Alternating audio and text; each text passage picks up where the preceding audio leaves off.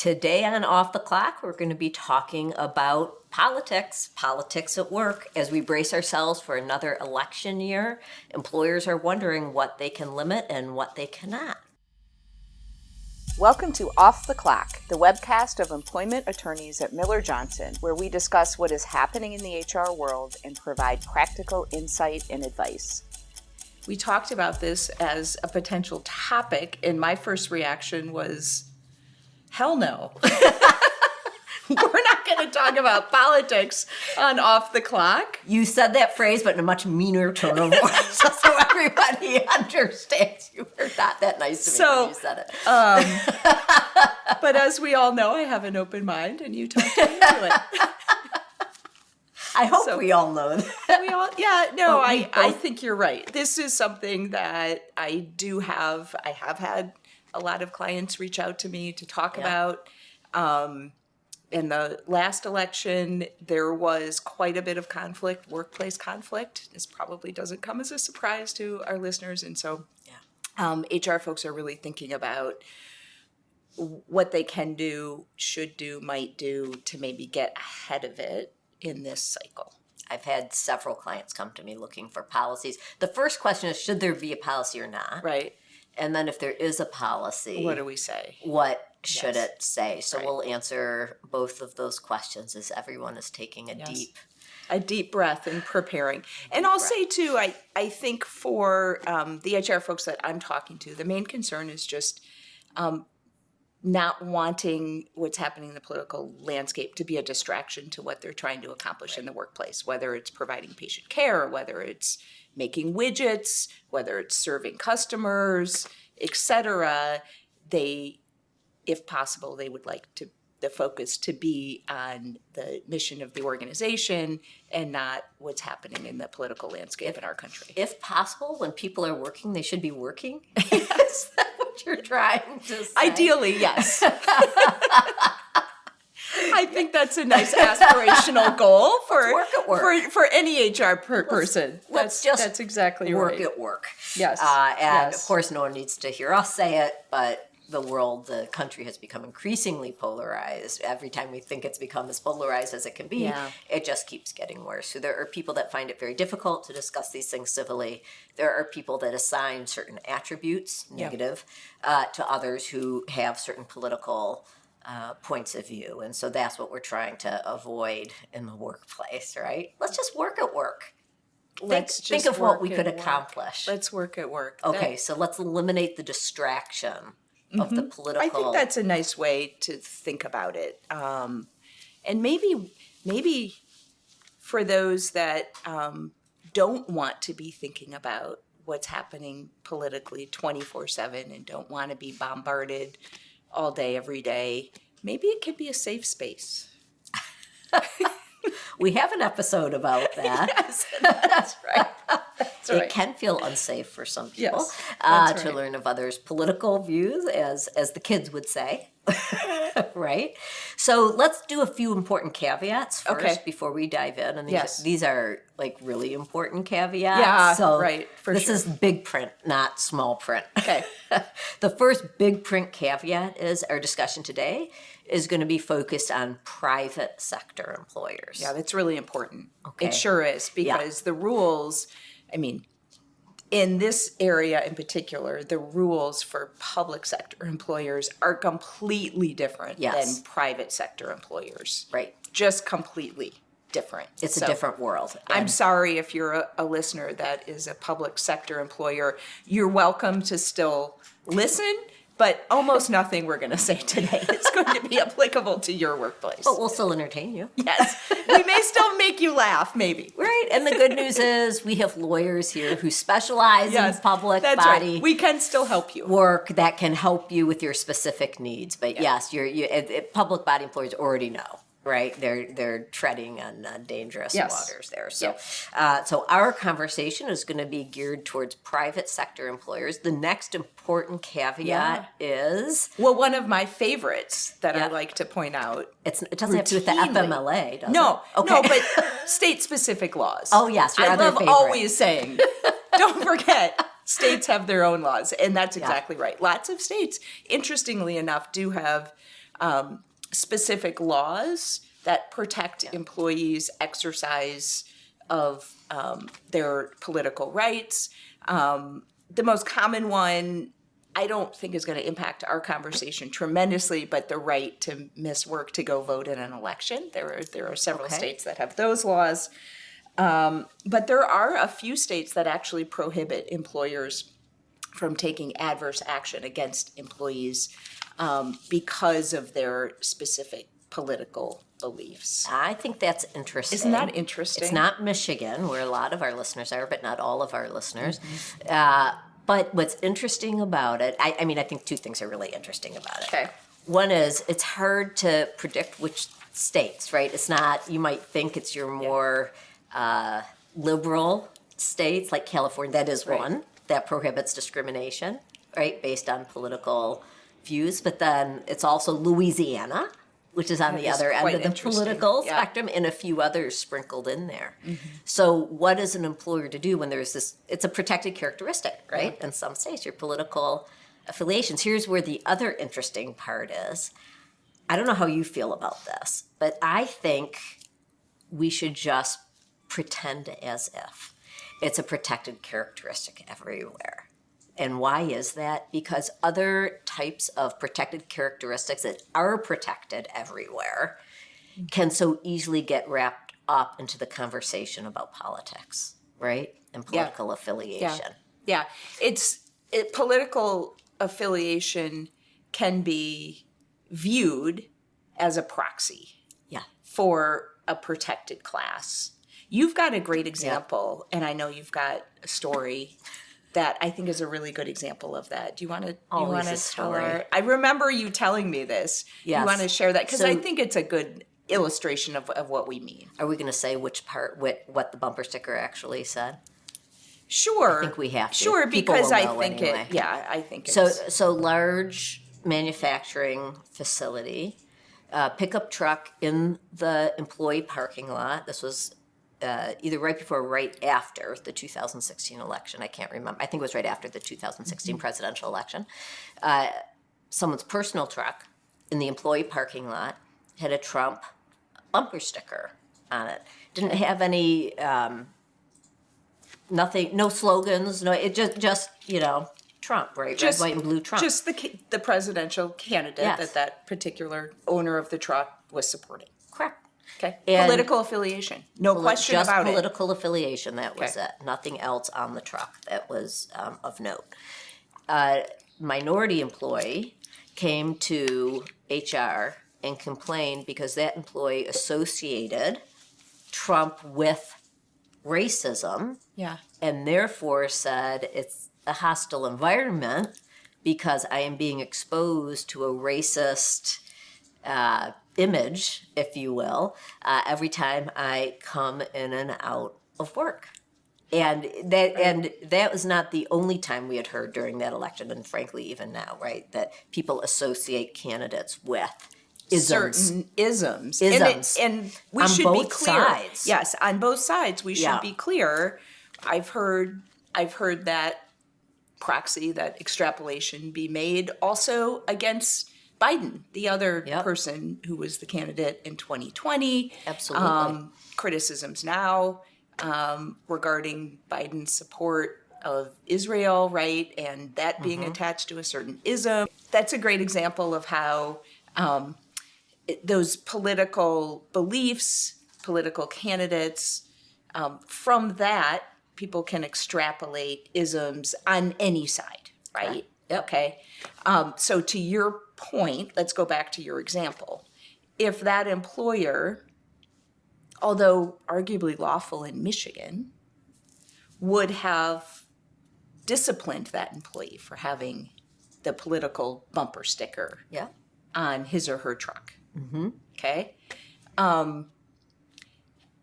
Could that employee then have extrapolated their political beliefs to certain isms as well? And I think yes. I think so too. Right? For example, you're discriminating against me based on my race or my religious beliefs, for example. So to your point, even though in Michigan or political speech and activities is not a protected class, we think employers should not. It would be a bad idea to be making employment decisions based on political beliefs. Right. And by the way, I've never come across someone who has. It's when other issues get tied up into Yes. political affiliations that sometimes we find employers coming close to making decisions based on those Yes. things, especially during the COVID era, which we're Right. not going to talk about right now. But there were issues in the workplace, right, that correlated many times with politics. And that's where we came pretty close. So your story brought our listeners right back to 2020, and I'm guessing many of them, their anxiety just went up immediately in hearing that story, I'm so right? sorry. Yeah. But that's why we're talking about That's this. 'cause why we're here today. We're bracing so for... what do we tell them, right? bracing for another year. What's the point here, and what could, remembering what it was, what should they be thinking about in doing now in advance? So the first question is, should there be a policy or not? And then if yes, what Okay. should the policy So should talk there about? be a policy? So I've been reading both sides of the debate on that, and that is really a business and culture decision. Some business cultures are very policy driven, right? If it's not in a policy, we're not going to reprimand, we're not going to talk to you about it. And others are much less policy driven, and I think this is a perfect example of that. Yeah. Even if there's not a policy, there's nothing wrong if people are in an argument on the shop floor about politics. Tell them to knock it off and to get to work. Back to how we started. This is work, right? How about we work at work, right? And this is not helping us make better widgets, right? Or this is not helping us serve our customers better. So knock it off. There's nothing wrong with doing those things, even without a policy. And the people that say, why bother with a policy, are of the view where you're not going to stop it anyway, right? Like, people are not going to shed their authentic selves, nor do you want them to, when they walk through, right, your business door. And so you're putting these unnatural and unenforceable constraints on people and setting them up to fail. Right, and something they don't. I just want to add on to that too, because I see some employers choosing not to adopt a policy, but instead issuing a communication, which I think is an option too, right? Yeah, I'm seeing a lot of that. That it doesn't, and so I just want to be clear, it doesn't need to be a policy for which you're amending the handbook, for example, to include a formal policy regarding politics in the workplace. There is a middle ground to be had as well. If it's not a formal policy, it could be a communication That's a great to point. employees or something like that. I have seen those too, and I think that's a great point. And then at your monthly town hall, et cetera, right, sharing it with people, reminding people a communication gently, of some sort. and it's a gentle reminder, right, throughout the year or years. It's not just this year; these sorts of things can flare up lots of different times. Right, So, but the starting place is, what's the company's position? right, do you want to say anything? Do we want to say anything not? to employees? And maybe it's a self-selected sample, because I hear from the folks that do. Yeah, If well, they that's true, decide because not that's why to, they're reaching out. They never reach out, right? So if I feel as if a lot of employers and organizations want to say something, but that might not be a fair sample, right? A fair set. But now let's just take the group that want to say something, whether it be in a communication or in a policy. I think the first step is defining what we mean by political conduct, speech. What is it you're trying to keep out of your What are workplace? politics? Yes. And it's actually harder to define Well, to our point earlier. than you might think. Yeah, exactly. Just politics. Some people think about that word differently, right? I think at a bare minimum it is about elections, right? Candidates for public office. But is that the only thing we want to prohibit? Maybe that's all in your organization, but I think it could go beyond that. I think there are other hot topics that can cause division amongst employees that you just don't want people to be distracted by. So changes in the law, right, when Congress or Michigan legislature or any state legislature is considering.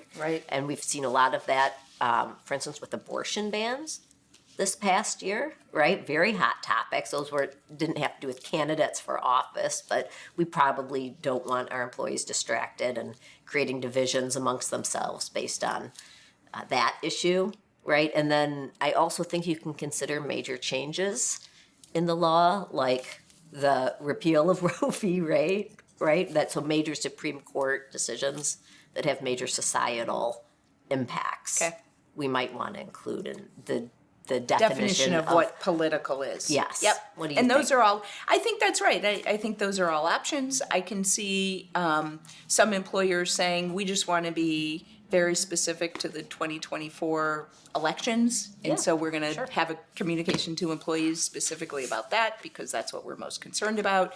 If instead they want to adopt some policy that that applies for a longer period of time, then it could be more expansive and include things like you. But I just want to, I completely agree that if a communication is made, it's incredibly important to define what the word political means. Because one thing I learned in 2020 is that every employee has a different understanding or definition of what political means.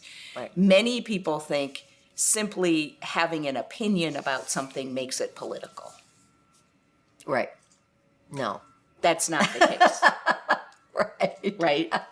That's way too broad We and agree on expansive. that. Yes, So, an so opinion yes, about anything. clearly defining it is going to be really important. Otherwise, HR, the result then is HR gets inundated with complaints about people just talking about things with which they disagree.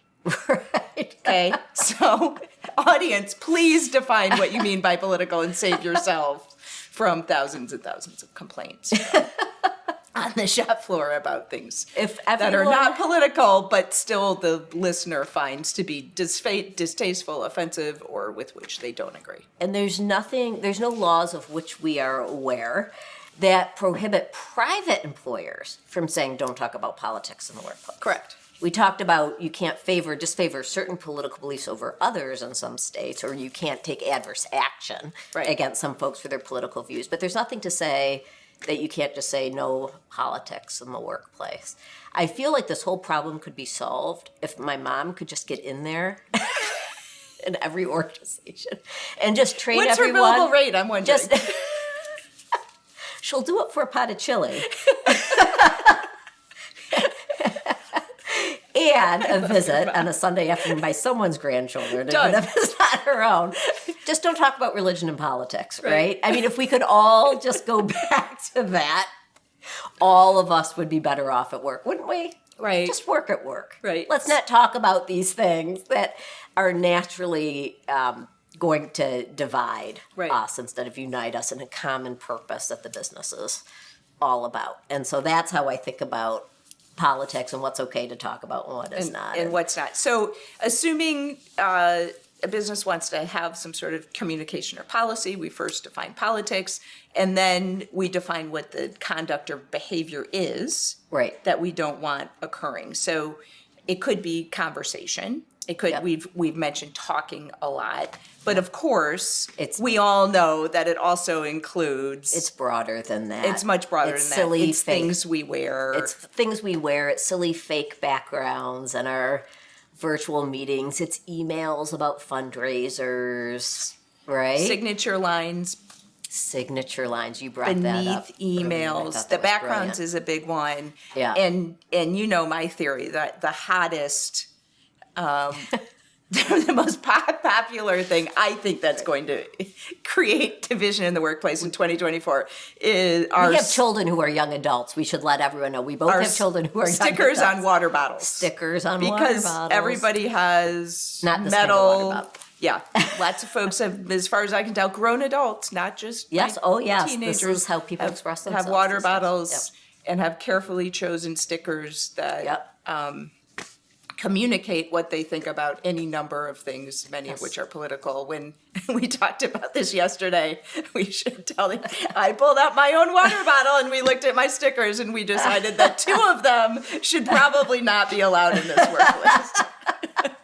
You are now hiding that one. Yeah, I am now. Or getting a new Right. water bottle and putting it in Just plain water bottles. So think through all of that in the communication, right? Right, To exactly. employees.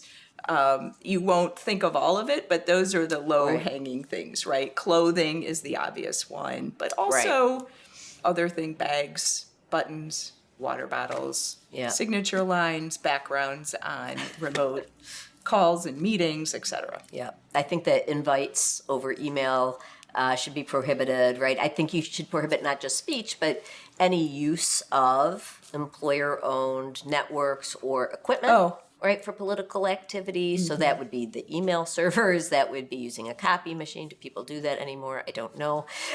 People copy flyers. I'm dating myself here. Right. But those sorts of things, right? Because we see those things in the workplace too. And just do it on your own time. I also see some draft policies I've seen online, by the way, that are kind of floating around. The intro line says, we encourage you to be politically active, and then goes through, but not at work, and here are the limits. I don't even know why we're saying that. I really do think we should leave that up, my own personal opinion. That's a personal issue, a personal decision. We should leave that up to folks and let them decide if they'd like to be active or not, right? And if they are active, right, how to express their political opinions. Yeah, and go for it wholeheartedly. Just when we're at work, we're supposed to be working. So what should employers watch out for if they're looking to roll out a policy or a communication to employees about this? So it doesn't have to be long. These are like under one-pagers. Oh, I would hope so. So let's not overcomplicate, whether it be a policy or a communication or whatever we're going to call it. The pitfalls I see in applying the rule, whether it's written or not, is a focus on the belief instead of the action and the conduct. So with many things in the workplace, we really need to focus on the conduct and why the conduct is violating our expectations, not on the underlying political belief, and especially whether you agree with it or not. And if you question yourself, ask a coworker who you may just know from outside of work, comes from a different political point of view, just to gut check yourself. Right, I think that's where diversity actually, in all respects is important. Political affiliations being one of them. So I find people maybe reacting differently to the conduct, right, based on how they feel about the underlying belief. So try to stay away from that. Pitfall. Good advice. Yes. Another is where I see people getting really twisted up is off-duty stuff and what to do with that.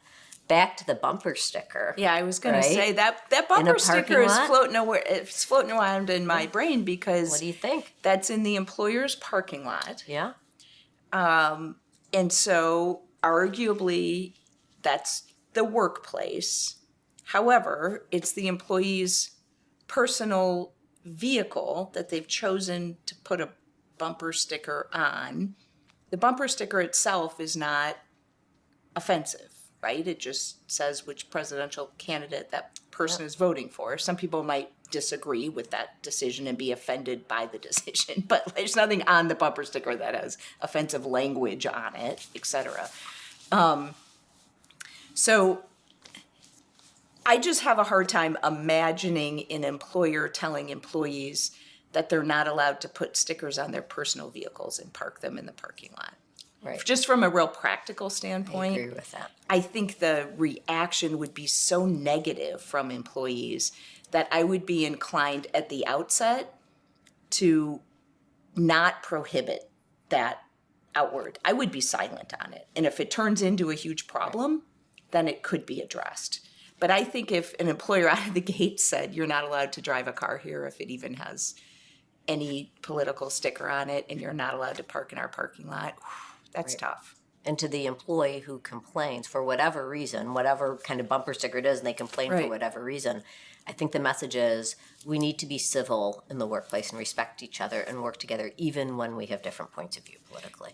Right. But I'm imagining an employer. But I'm imagining an employer who has said no political speech in the workplace. Yep. So I guess the employer would be saying a different rule applies to the parking lot than within our four walls. Well, I think because there's no question that within the four walls, that employee would not be allowed to Right. have a Trump pin or be carrying around a water bottle with a Trump sticker on it if that employer had implemented the policy that you're suggesting. Well, I think a lot of people do know it. Not everyone. Some people are very private about these things. I'm more private than some people about these things. But a lot of people do know, right? And more to off-duty conduct, social media, right? A lot of folks are friends with each other, right?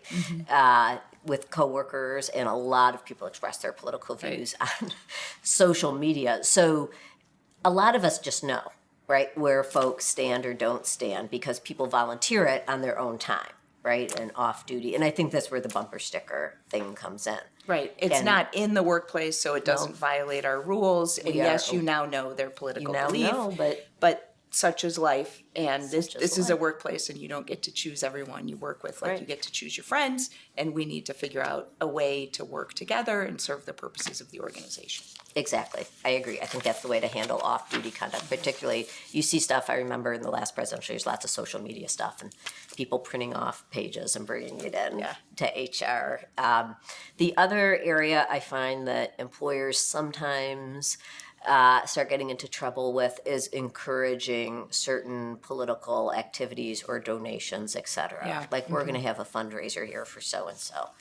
And there's some sort of negativity associated with not participating or not giving. You also have to be very aware in this area of state-by-state campaign finance rules. So it's you really have to know what you're doing. If you're raising money, if the organization, some of our private employers are small, family-owned, and right, they can use their facilities if they'd like to for fundraisers and to support their own political causes and political candidates if they so choose. But be very careful about state campaign finance laws. Good advice. When you do that. Good advice. Okay. All right. Well, I think can't we're done promise for we now. won't be talking about this again sometime mid-year, right? Oh, July do we or have to? August. We'll see how it goes. We'll see Okay. how it goes. We'll see how it goes. Until then, I think people have what they need to get the year off. Excellent. Started right. Thank you for all the great information. Thank you for indulging me in Yeah, having right. this topic. You're welcome. You're welcome.